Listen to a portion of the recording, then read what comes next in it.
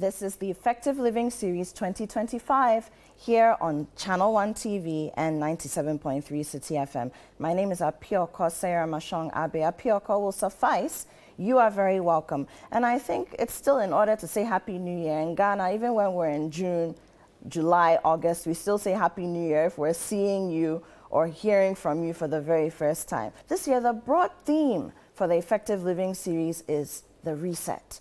It's the big reset. We're resetting our personal lives, resetting our personal finances, resetting our health, resetting our families, and we are resetting our businesses.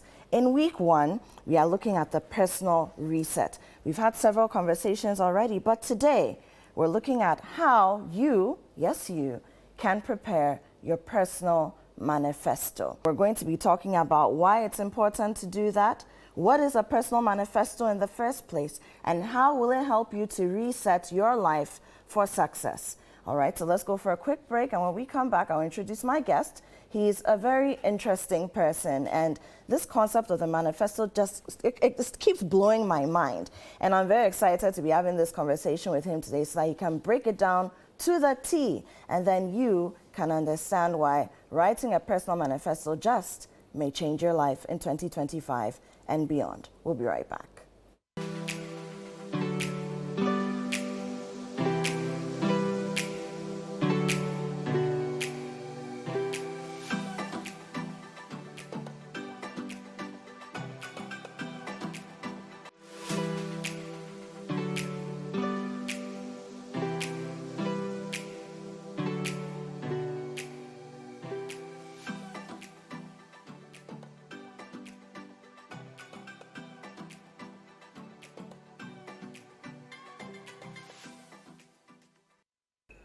Welcome back. This is still the Effective Living Series right here on ChannelOne TV and 97.3 City FM. My name is Apioko. We are talking about the reset. And as I said in week 1, we've been looking at personal resets.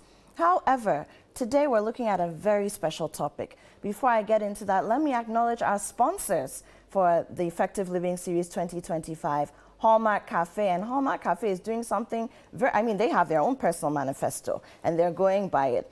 They are looking at how to produce much more healthy meals. And starting this year, if you walk into a Hallmark Cafe branch, you just may be able to get a vegan meal. And they'll tell you more about that when you go in. But bottom line, expect to have many healthier choices that can suit your peculiar or particular health needs when you walk into Hallmark Cafe. Thank you, Hallmark Cafe, for sponsoring the Effective Living Series 2025. Now it's time to introduce my guest. Now today we're talking about resetting your life. And the particular topic is this: reset your life and leadership with a personal leadership manifesto. Reset your life and leadership with a personal leadership manifesto. And the gentleman who is most qualified to speak to us about this is Robert M. Benin. He is the Chief Learning Strategist at Temple Advisory, and he's the convener of the CEO Accelerator Program. He's dedicated the last couple of years to his life going around working with some of our most celebrated CEOs here in Ghana and within the African continent, and just getting them to understand how they can be the best leaders for our generation and our times, if only they have a personal leadership manifesto. So it's my pleasure to welcome Robert. Robert, you're welcome to the Effective Living Series. Thank you very much. Happy New Year. Happy New Year. Happy New Year. Good. It's good to have you here. Thank you for your invitation. You had to be the one. You had to be the one. Thanks. Now, personal manifestos, personal leadership manifestos, what are they? When we hear the word manifesto, we're thinking a political party. You know, it's election time. We just came out of that season, and they're getting the people to understand what they will be doing for the populace, for the country, if we were to give them the mandate. But when you talk about personal manifesto, what is it? Apioko, personal manifesto is not different from a political manifesto. Every leader needs to have a manifesto. Your manifesto is your promise, the promise you're making to your stakeholders. It's not the list of things you want to have. We've started a new year. Maybe you may want to be fit. You may want to buy a new car, you may want to get a degree, that's all great. But a personal manifesto is your promise to your stakeholders. The change you seek to make in the world. That's what the politicians do. They are leaders, and we're also leaders. And so far as we have a constituency, then we need to declare our intent. So the manifesto helps them to engage with us because they know what to expect when they engage with us. That's a manifesto. No, that's very interesting. So what we're saying is regardless of whether you operate within the bigger framework of, say, a company, you may be the CEO, you may be the COO, you may have some kind of leadership position, or you're a teacher, you lead your students, your learners in the classroom, or you're a business owner, you have employees who work with you. Beyond what the bigger mandate and framework is for wherever you exist, you need a personal manifesto as well. Exactly. Okay. Because the manifesto is your blueprint for leadership. It's your own agenda. It's your own strategy to make meaning and to succeed and to have influence in your world. Are there leaders of repute who have personal manifestos? I can tell you, it's your manifesto that makes you a leader. And there are several examples. I mean, I can start from home. Nkrumah told us his manifesto.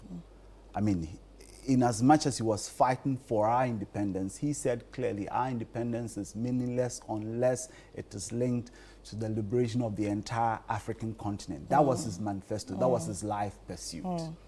I mean, you can think about Martin Luther King. I have a dream. That was his manifesto, that we can have a just world where we're not judged by the color of our skin. You can think of Nelson Mandela. He also willed for a free and a democratic society where we all had equal opportunity.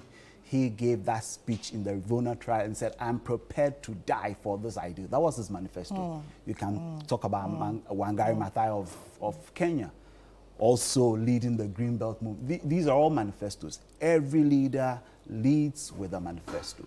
And we're all leaders, and so we can all have manifestos. So far, we've spoken about leadership on the societal governance level. We've touched a bit on, within a corporate setting. What about leadership in your home? Is that also something that you have a manifesto? That's where it starts. And so you need to have a manifesto. Because your manifesto is how you will navigate the difficulties of having a better life. And given all the challenges that we're faced with, the manifesto is your succinct articulation of the blueprint for your life. And so we need it for our families, we need it for our teams, we need it for our corporates, we need it for our nations. Okay. How do we even begin to start preparing a manifesto? This is something we actually have to write, right? Yes. How do we begin? How do we get into it? It's very simple, because when we think about manifestos, we're not asking that you imagine your life purpose, which sometimes it's challenging for most people to do, and for me as well, because to sit here and to think about my entire life purpose. But when we think about manifesto, it's the change I'm seeking to make, it's the promise I'm making to my family, to my team, to my organization, to my community, to my nation, and I can do that. And so there are a couple of questions that I believe when we answer them, we can actually come up with a manifesto. And I'll talk to you about that as we go through the process. All right, so you know what, let's go for a quick break. When we return, Robert is going to take us into the step-by-step. He's going to give us a manual, really, as to how to prepare our personal leadership manifestos. We will be right back.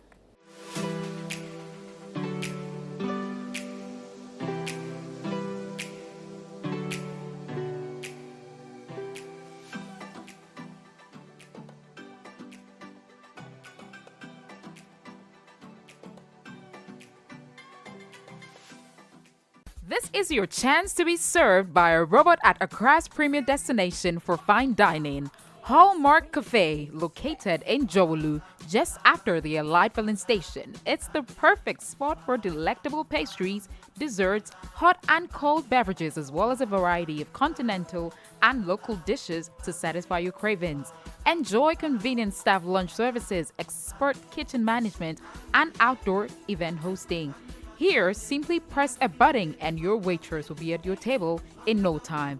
Visit Hallmark Cafe today and experience the future of fine dining. Call us now at 053-7344-095 to make your reservation. Hallmark Cafe. Delight in every sip and...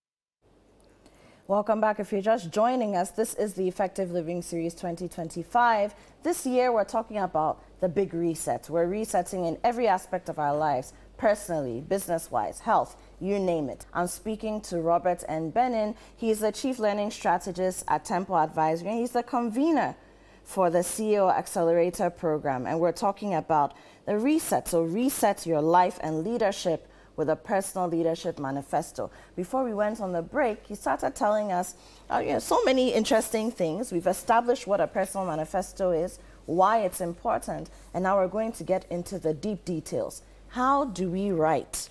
How do we prepare? How do we craft? How do we manifest that personal leadership manifesto, Robert? Yeah, I mean, that's an important question. Before we get into that, I think I need to give a bit of context. Absolutely. I mean, why we need to reset with a personal manifesto. I mean, we've gone through a very difficult time. We're in one of the fastest changing times in our lives. And if you look at the terrible time we went through in 2020, the thing called COVID, that unfortunate period where we were just locked down, we stayed at home, we tried to work, trying to live and actually trying to save our lives. Yeah. That made all of us to sit back, to ponder over our lives and to make some important decisions. We decided that we don't want to spend all our lives working and hoping to retire someday and live happily ever after. We actually want to work now and also play. We decided we actually don't want to go to work and work in a place called work. We can actually work from home. We decided that really we don't want to go and work in a place where we're not appreciated for the contributions we make. Where our bosses will make us feel small, when we really want our lives to count for something, where there's limited opportunities for growth. And that's the context for our conversation. Because in as much as we have these desires and urges, without a manifesto, they are just desires. A manifesto helps us to put a stake in the ground so we can move towards our noblest aspirations. So you need to be able to lead yourself, essentially. Exactly. If you want to achieve anything. Exactly. If you want to materialize your dreams. Yes. And the manifesto is the starting point. At a national level, we've gone through also a very difficult time in recent past. As a matter of fact, over the next couple of years, if we don't achieve GDP growth rates above 8%, we would have basically lost a decade. That's a scary statistic. It's scary. We're living in a country where 40% of the population are multidimensionally poor. Poverty levels have not improved in the past decade in any significant way. So that's for every one person you meet out of 4 people. For every 10. For every 10. 4 are multidimensionally poor. That means that their living conditions are not the best. They don't have the best of healthcare. They don't have the best of education. And these are coming from our own statistical agency. 23% of the population are living in poverty. I mean, this calls for every leader to articulate a manifesto highlighting the change they seek to make, because we can't rely on political leadership alone to reset our country. Now, Robert, you've highlighted something very important. A lot of people may say, especially in this week where we're talking about the personal reset, a lot of people may say, well, I haven't even figured myself out yet. Why should I be thinking about the society? Yeah, it's not a good thing. It's sad. It's tragic even that For every 10 people I meet, 4 of them are multidimensionally poor. It's a big deal. But what has that got to do with me? That's why we vote people into power. Why should people be more concerned personally about what's happening beyond their homes, beyond their doorsteps, in their societies? I mean, I think, all of us, you cannot be free. You cannot be at peace. You cannot be healthy. You cannot feel prosperous and live well when your neighbor is not living well. Yeah. It has dire consequences for our society. And so many of us as leaders, we underestimate our power and influence for change. Because we have to reset this country, and we cannot rely on political leadership alone to do that. All of us putting our shoulders to the wheel, declaring our manifestos, and articulating the change we seek to make in our teams, in our families, in our societies, in our communities, working collectively will bring about the change we desire to see in this country. Great stuff. So now how do we get into preparing, crafting that all-important manifesto? Yeah, I mean, it's very easy to craft. I will give you 6 questions that helps us do that. Number 1, the question you need to ask yourself is, what are my aspirations? What are my aspirations? What are my aspirations? When I think about myself and I think about my community, what do I wish to see change within my own community? Is this what you'd wish to see immediately or long term? Immediately. Immediately. Immediately. Immediately. What change can I make now? And all of us are involved in something. Because we come to work, we work with our families, we are engaged in our communities. But we haven't taken time to carefully articulate the change that we can make through our efforts. And so we underestimate our capacity and our effort. And so first of all, we need to be bold and to aspire for change in our community. Okay. Number 2, what values do you commit to live by? Because it's values that gives us value. It's values that gives us value. It's values that gives us value. Without values, we cannot build a just society. How would you like to contribute? And for me, that's the best question, because we can all contribute. I mean, if I'm a Christian, I believe I am as you are as well. I mean, God asked Moses a simple question: what do you have in your hand?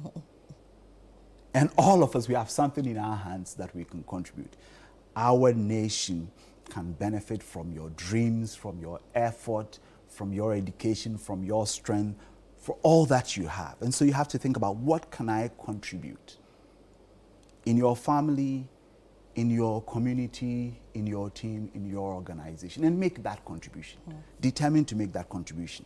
4th question, what's your growth plan?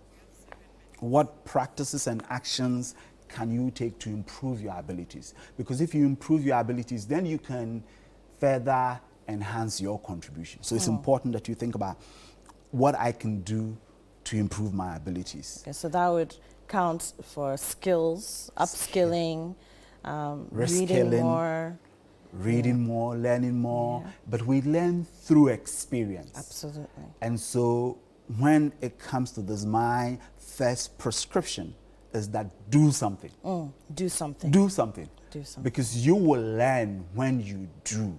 Do something. We learn to cut down trees by cutting them down. Absolutely. So you will learn through the doing. Most importantly also, because we're leaders and we're engaging with teams and colleagues, you need to be clear about what your teams can expect when they engage with you. That's part of your manifesto.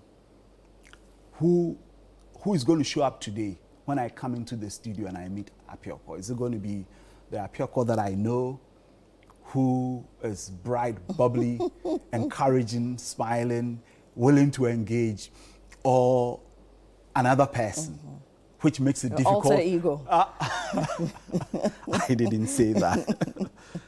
And finally, how would you keep yourself inspired and energized so you can pursue your manifesto in spite of the challenges that we have in our environment. So you prepare the manifesto, but you need to make sure that you're also ready to execute it. Exactly.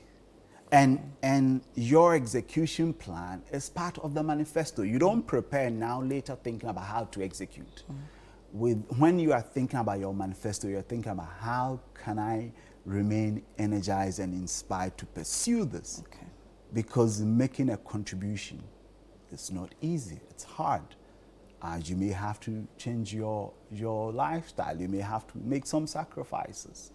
I mean, some leaders, I mean, the example I gave, Nelson Mandela saying, I'm prepared to die and spend 27 years in prison. Yeah, not all of us can do that, but there's a contribution you can also make. And it's important you begin to think about, what can I do to stay inspired and energized as I pursue my manifesto? And it's part of thinking and crafting your manifesto. So what about the person who says, I'm not a great writer, where do I even begin? Well, manifesto writing is not an essay competition.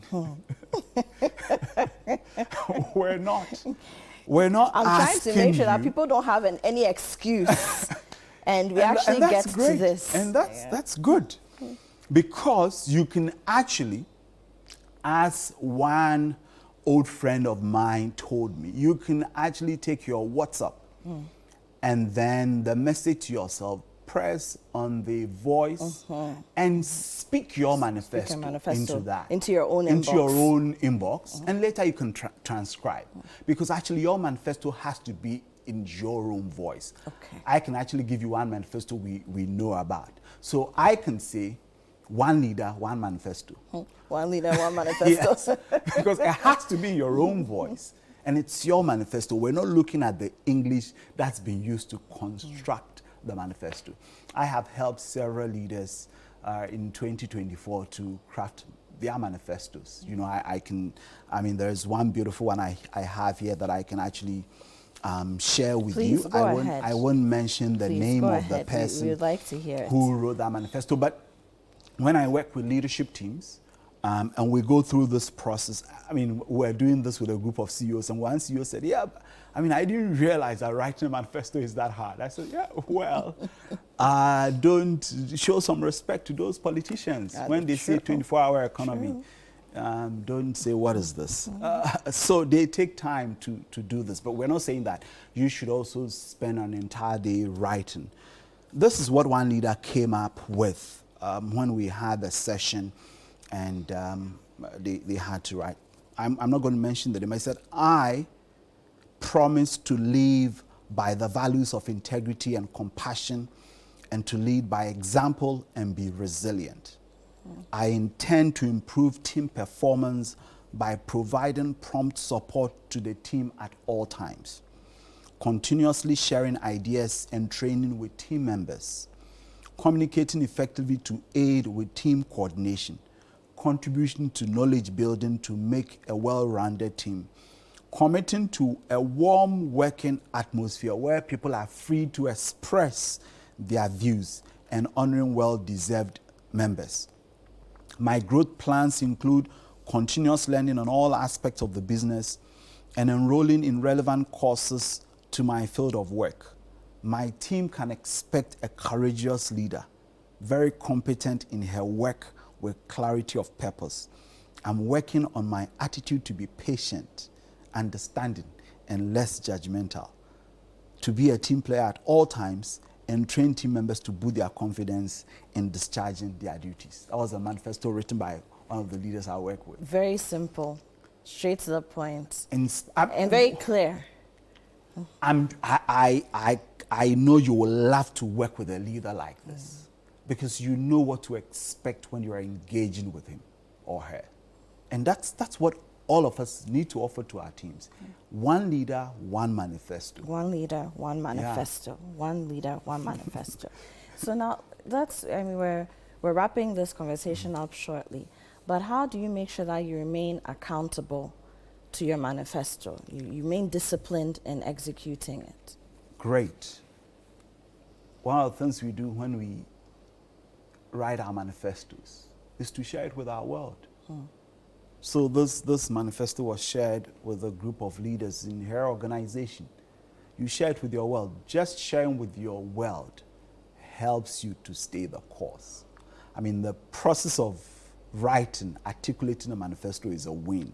Sharing it makes it a double win. And then you recruit a group of people who hold you accountable. But you've already shared it. And so some of your friends, some of your colleagues will come back and ask you, how are you doing on your manifesto? You know, but you also need to make time, end of the month, end of the quarter, to sit back and to review and to reflect. How well are you doing, I mean, on the manifesto? And that's a way to stay on track. Robert, you're But you haven't asked me, what's my manifesto? I will share it so that I can hold you accountable. Yeah, I mean, because I help leaders to create their manifestos, I also share my manifesto with them as an example. As a chief learning strategist at Temple Advisory, I have a very simple manifesto. I create learning experiences that enable leaders and organizations to see, believe, and act on their highest aspirations. I design and deliver learning experiences that enable leaders and organizations to see, believe, and act on their highest aspirations. Sometimes we don't see it. Maybe we may see it, but we don't believe it. Right. We may believe it, we're unable to act on it. And so we make sure that when we design learning, we tick all the boxes. And so I come to learning with a lot of empathy because I know change is hard. And so whenever I'm facilitating learning, I show honor and respect to leaders who are desirous of making change. And that's sometimes the difficulty in crafting a manifesto, because the manifesto is asking of our best self and our best intentions. We may not be there yet. I mean, the example that I just read to you, this leader said that I will work on my attitude to be patient. Yeah. And yes, and you can say that in your manifesto. That's a work in progress. It's a work in progress, but this is what I am promising, and you can count on me for this. This is the change I seek to make. So anytime I design learning, I make sure it's fun, it's inspirational, and it enables leaders to see the possibilities that they face so that they can act on their own highest aspirations. Wonderful. Your final words, Robert. I believe that we cannot reset this country with political leadership alone. We're all leaders. And we do not have to underestimate our power and capacity for influence. We're leading our families at home, we're leading teams, we're leading ourselves, we're leading communities. And so we need to articulate our manifesto and live and lead with that espoused manifesto. And we will see the change we desire, and this country will become the country that we'll all be proud of. This will be our home. We will not jump back to any place. We'll just visit and come back, because this is home and this is home sweet home, and we have made it. Thank you. Thank you, Robert M. Benin. He's a Chief Learning Strategist at Temple Advisory and convener of the CEO Accelerator Program. Today, we've been talking about resetting your life and leadership with a personal leadership manifesto. I hope you've taken down your notes, and I hope you've even started in one way or another putting your manifesto together. As Robert said, you can send a voice note to yourself and then transcribe it later. But bottom line, do not delve deeply into 2025 without preparing a personal leadership manifesto. This is the Effective Living Series 2025, sponsored very proudly by Hallmark Cafe. Visit their branches and see what's in store on the part of their personal leadership manifesto. My name is Apioko Sarah Mashong Abe. Thank you for listening to 97.3 City FM and watching Channel One TV.